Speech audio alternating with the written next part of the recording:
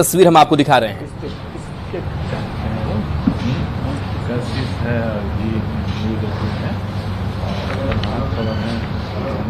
बहाली के दूसरे फेज की घोषणा होगी। अतुल प्रसाद जो चेयरमैन है बीपीएससी के, वो आपको नजर आ रहे होंगे। बहाली की रिक्तियां मिलते ही इस प्रेस कॉन्फ्रेंस में आप सब लोगों का स्वागत है। आप सब समझ ही गए होंगे कि किस प्रयोजन से हम लोगों ने आप लोगों को आमंत्रित किया है। अभी 2 नवंबर को आप लोगों ने एक बड़ा कार्यक्रम देखा। वो हमारे अध्यापक भर्ती परीक्षा का प्रथम चरण का मामला था, और जैसा माननीय मुख्यमंत्री जी ने वहाँ पर घोषणा भी किया है कि शीघ्र ही पुनः एक राउंड इसके चलाया जाए, मतलब कि टीआरई 2.0। तो उसके संबंध में मैं अपने परीक्षा नियंत्रक टीआरई के शर्मा जी से मैं अनुरोध करूंगा कि आप तथ्य बता दें। जैसा आप सब अवगत हैं कि प्रथम चरण की परीक्षा समाप्त हो गई और उसका परीक्षा फल भी घोषित कर दिया गया है, और उसके आधार पर चयन पत्र भी जिलों में राज्य स्तर पर भी दिया गया है। अब हम लोग द्वितीय चरण के शिक्षक नियुक्ति प्रतियोगिता परीक्षा की तैयारी शुरू कर दिए हैं, और उसका नोटिफिकेशन आज ही जारी होगा। और उसका डिटेल्स में बता देता हूं कि इसमें द्वितीय चरण में 2 कैटेगरी का शिक्षकों की नियुक्ति होना है। एक तो शिक्षा विभाग द्वारा जो प्राप्त अधियाचना है उसके आलोक में नियुक्ति होगी, और दूसरा है कि पिछड़ा वर्ग एवं अति पिछड़ा वर्ग कल्याण विभाग से भी वैकेंसी प्राप्त हुई है शिक्षकों की नियुक्ति के लिए, उसको भी इसमें ऐड कर दिया गया है। क्योंकि दोनों सेम नेचर का एग्जामिनेशन पैटर्न है, इसीलिए एक ही वैकेंसी के साथ दोनों को ऐड किया हुआ है, एक ही नोटिफिकेशन है। तो सबसे पहले मैं बता देता हूँ, शिक्षा विभाग द्वारा जो अधियाचना प्राप्त हुई है उसमें मध्य विद्यालय के लिए जो 6 से 8 तक के लिए विद्यालय अध्यापक की नियुक्ति होगी, उसकी कुल संख्या है 16,140। दूसरा है माध्यमिक विद्यालय 9-10 के लिए विद्यालय अध्यापकों के लिए कुल पद है 18,877।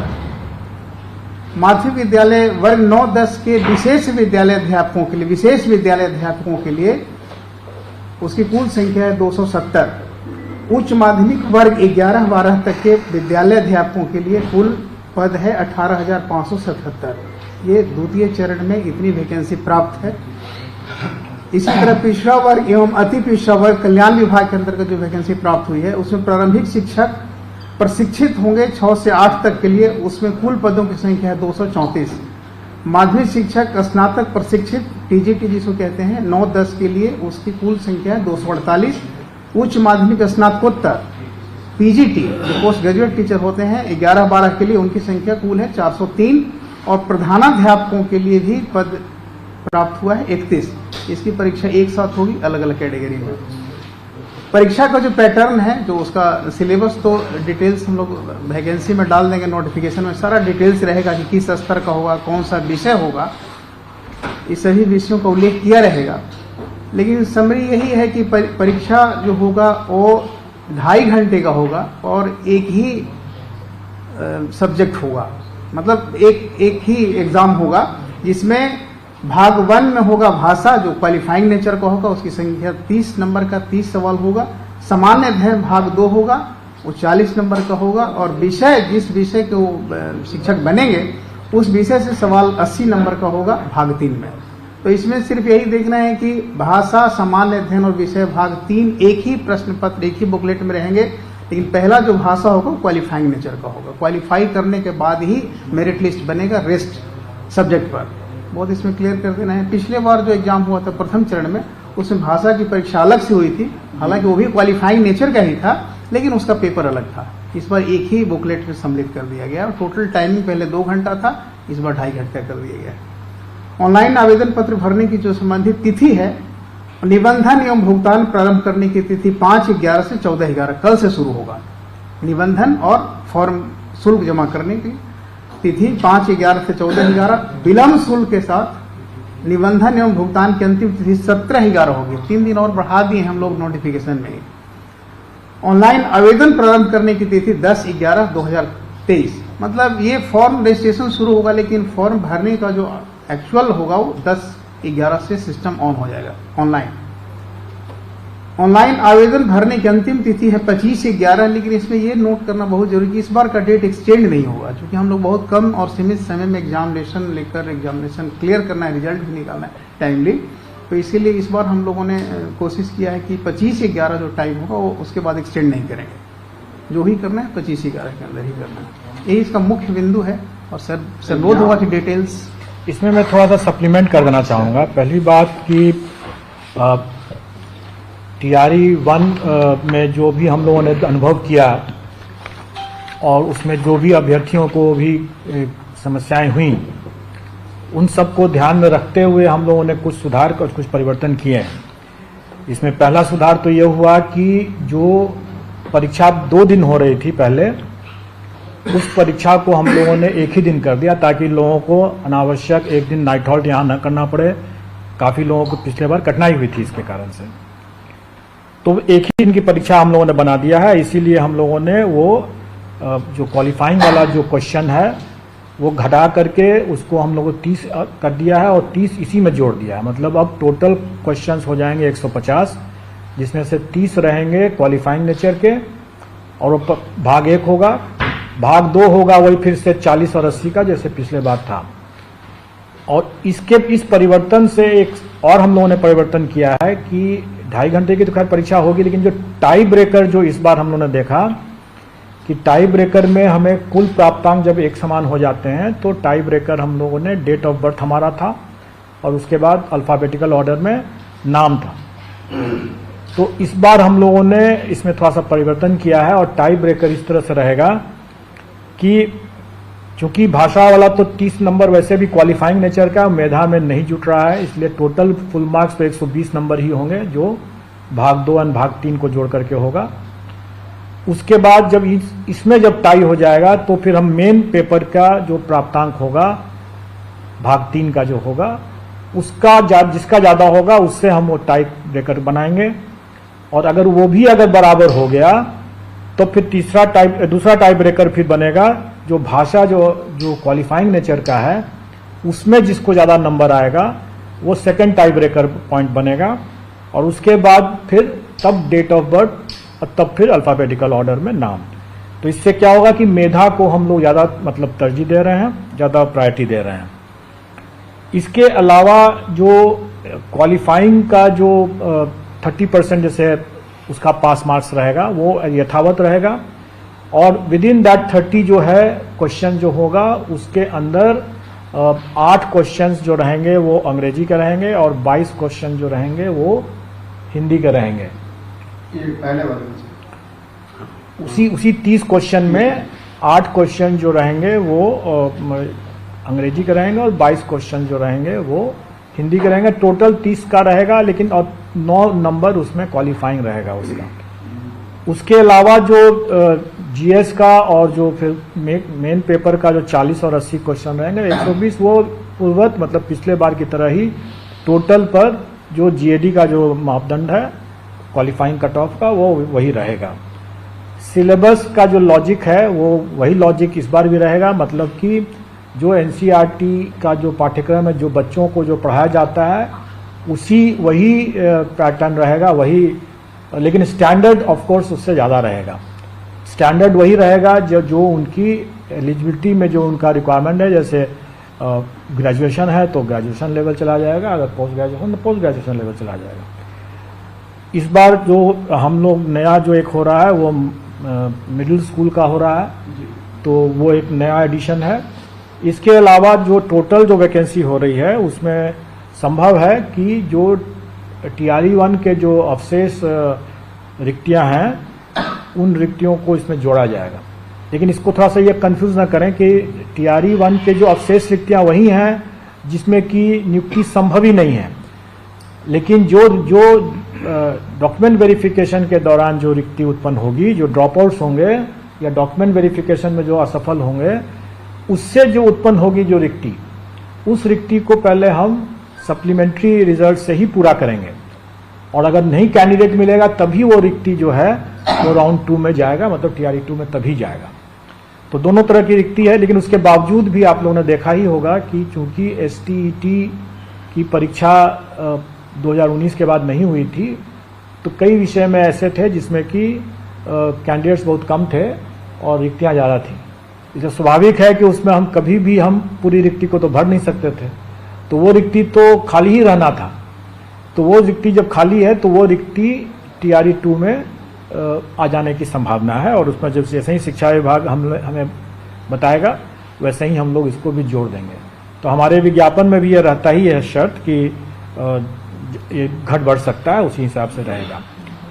इसमें पिछले बार की तरह हम लोग इसमें कोई नेगेटिव मार्किंग नहीं रखेंगे, लेकिन पिछले बार हम लोगों ने आवेदन और डॉक्यूमेंट वेरिफिकेशन की प्रक्रिया में हम लोगों ने पाया कि अभ्यर्थी अपनी अज्ञानता के कारण से, या चूंकि वो टेक सेवी नहीं थे, या साइबर कैफे की गलती के कारण से अनेक प्रकार की गलतियां हुई हैं। उसके कारण से कई प्रक्रिया हमारी बाधित हुई है, और उनको भी काफ़ी कठिनाई हुई है। और एक बहुत बड़ा मसला रह जाता था हमेशा कि उनके डॉक्यूमेंट ही कभी सही नहीं हो पा रहे थे। तो कैसे उसकी जांच की जा सकेगी?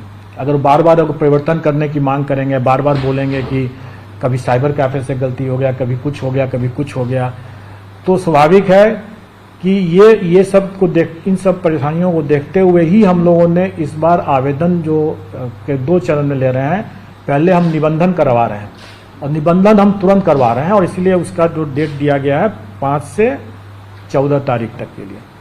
और ये आप अपना निबंधन कर दें, अपना जो भुगतान करना है वो कर दें, और आपको फिर अपना जो डॉक्यूमेंट वगैरह सब जो डिटेल में जो देने की जो बातें हैं उसके लिए आपको पर्याप्त समय है, और वो समय आपको 25 नवंबर तक के लिए है। वो समय 25 नवंबर तक के लिए, ताकि आप अपना सर्टिफिकेट वगैरह जो भी लेना है आप ले करके आ जाएं, और 25 नवंबर तक में आपको जमा करने का आपको अवसर रहेगा। लेकिन ये अवधि विस्तार नहीं होगा, और दूसरा कि इसके अलावे कोई नया अवसर नहीं दिया जाएगा। मतलब कि परीक्षा हो जाने के बाद या कभी कोई आकर के बोलेंगे कि हमसे ये गलती हो गई, सॉरी। इस बार मैं उम्मीद करता हूं कि अभ्यर्थी ज़्यादा सीरियस होंगे, अनुभव भी उन्होंने हासिल कर लिया पहले राउंड के से, हम लोगों ने भी उससे कुछ सबक लिया।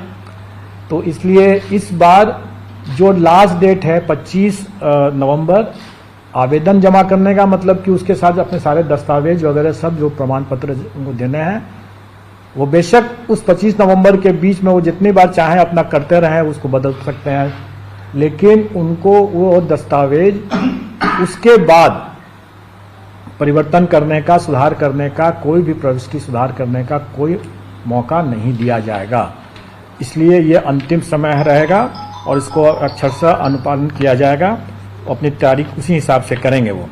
मैं तो यह भी सुझाव दूंगा कि अगर किसी को अगर लगता है कि कोई त्रुटि हो गई है, तो वो समय रहते अगर उस पता चल जाता है और उसने अगर सब कुछ कर दिया, जमा कर दिया है, उसको लगता है कि त्रुटि रह गई है और उसके पास समय है, तो वो नया फॉर्म भर ले।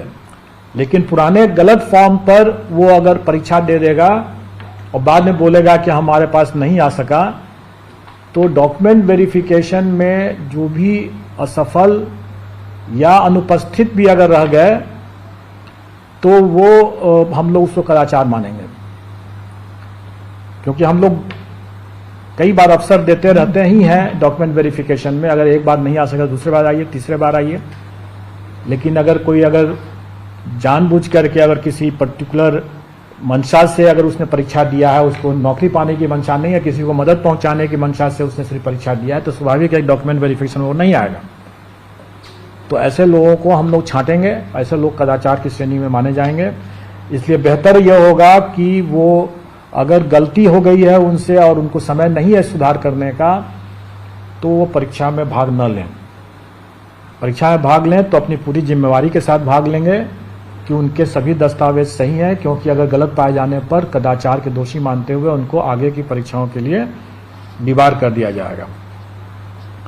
एक और ये है कि इस बार हम लोगों ने कैंडिडेट को, चूंकि हम मानते हैं कि इसके जो अभ्यर्थी हैं उतने अनुभवी नहीं थे, अमूमन हमारे जो कंबाइंड सिविल सर्विसेज और दूसरी परीक्षाओं के अभ्यर्थी ज़्यादा इस मामले में अनुभवी हैं, इसलिए OMR में वो अपने रोल नंबर, सीरीज और सब्जेक्ट कॉम्बिनेशन लिखने में गलती नहीं करते हैं। प्राय नहीं करते हैं। लेकिन इस बार इन लोगों ने काफ़ी बड़ी संख्या में इन लोगों ने गलती किया, और उस गलती को पहचानने और उसको चिन्हित करने कि भाई ये OMR किस कैंडिडेट का है, उसका रोल नंबर ही गलत है, तो ये हमारे लिए काफ़ी बड़ी समस्या थी। और इस समस्या के हिसाब से हम लोगों ने उसमें कोशिश किया कि उसको चिन्हित कर सकें। लेकिन इस बार हम लोग ऐसा कोई प्रयास नहीं करेंगे, मैनुअल कोई प्रयास नहीं करेंगे, क्योंकि मैनुअल प्रयास करने में हो सकता है कि गलती भी हो जाए, कुछ छूट भी जाए, और अनावश्यक उसके कारण से सभी लोगों का विलंब भी होता है, काफ़ी कठिनाई हो जाती है, हमारे रिसोर्सेज पर भी काफ़ी दबाव पड़ जाता है। अगर हमको सीरीज की गलती अगर हो गई तो हम उसको मतलब चार तरह से अगर हम उसका रिजल्ट चेक करेंगे, चारों सीरीज में रिजल्ट चेक करेंगे, उसके बाद वो सुविधा देंगे, तो उसमें हमारे काफ़ी रिसोर्सेज लग जाते हैं, काफ़ी विलंब होता है, काफ़ी कठिनाई होती है। कई मामलों में सब्जेक्ट कॉम्बिनेशन लोगों ने गलत कर दिया, और सब्जेक्ट कॉम्बिनेशन का हमारे पास में कोई दूसरा विकल्प नहीं था उसको चेक करने का। तो कई लोग का हो सकता है कि वो सोच रहे हो कि हमने इस सब्जेक्ट कॉम्बिनेशन से एग्जाम दिया और हमको ज़्यादा नंबर आ रहा है अपने आंसर की को देख करके, और उनको हो सकता है कि उसमें काफ़ी कम नंबर आया हो, क्योंकि वो सब्जेक्ट कॉम्बिनेशन गलत कर बैठे हों।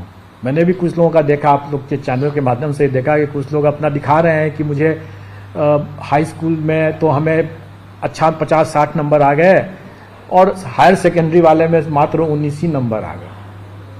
तो अब अगर कोई सब्जेक्ट कॉम्बिनेशन के और इस तरह की कोई गलती कर देता है तो स्वाभाविक है कि उसको नंबर तो बहुत खराब आ जाएगा फिर, और सब्जेक्ट कॉम्बिनेशन का कोई सुधार हम नहीं कर सकते, क्योंकि हम कोई चेक नहीं कर सकते, क्योंकि उसमें सिर्फ गोला बैठाना था, कोई और चीज़ नहीं, लिखना नहीं था।